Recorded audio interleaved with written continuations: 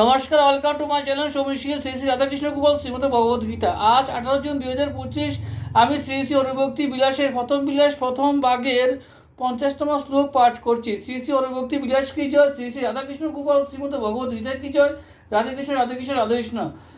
এক্ষণে পরীক্ষাকরণ কথিত হইতেছে, মন্ত্রমুক্তা বলিতে লিখিত আছে যে 1 বর্ষ সহবাস দ্বারা পরস্পরের স্বভাব বিদিত হইলে উভয়ের গুরুতা ও শিষ্যতা পরিজ্ঞাত হইতে পারে, অন্যরূপে জানিতে পারা যায় না, ইহাই স্থির।